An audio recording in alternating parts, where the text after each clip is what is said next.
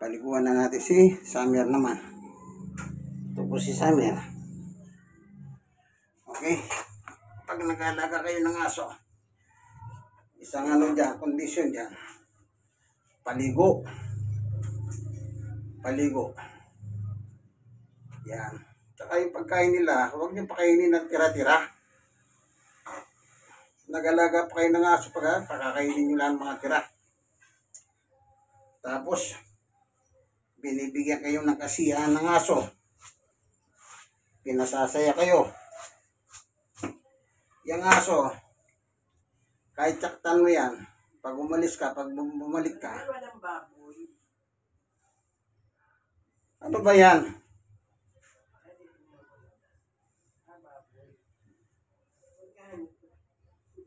$70, tsaka 30 yung gulay. Akin na yung soli ko, lagay mo dyan. Sinunod ko na yung gusto mo. Nakakarinig pa ako ng ganyan. Hindi naman ito ang inaano ko Sana sinasabi mo kung anong slice ang gusto mo. Or chop o ganyan.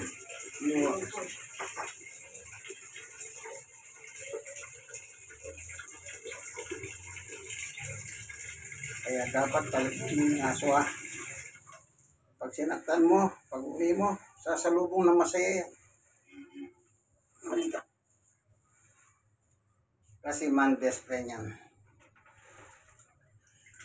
Kaya kayo, kung kayo mahilig kayo mag-alagang aso ha, huwag nyo sabihin magandang aso nyo. Pagkatapos sa pagkain, puro tira-tira.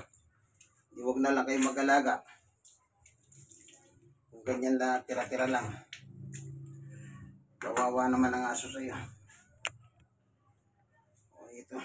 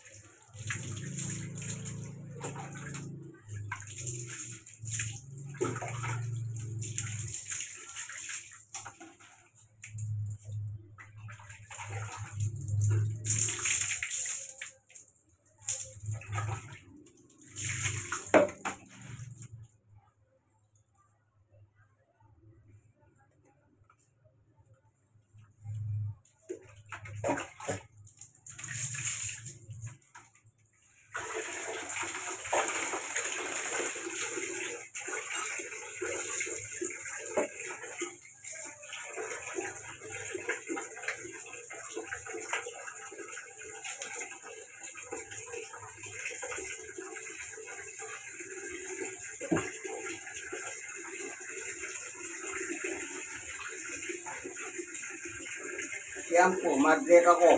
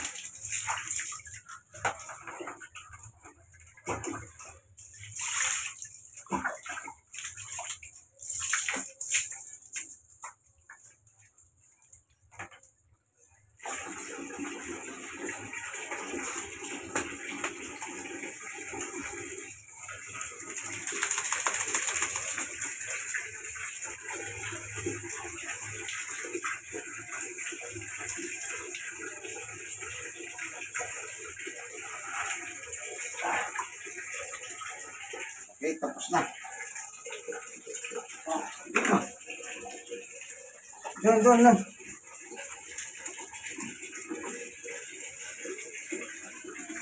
Ayan, tapos na siya.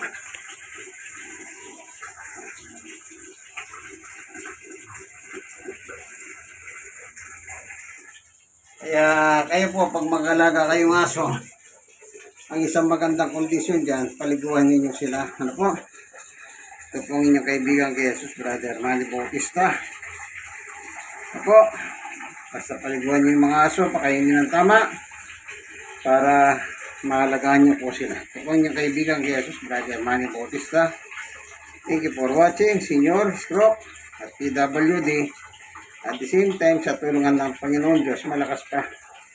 Amen. God is good all the time. Sige po, ganito na lang mga video ni Summer. Summer. Oh. Summer. Mukhang hindi na mamasi. Sige po. Bye-bye.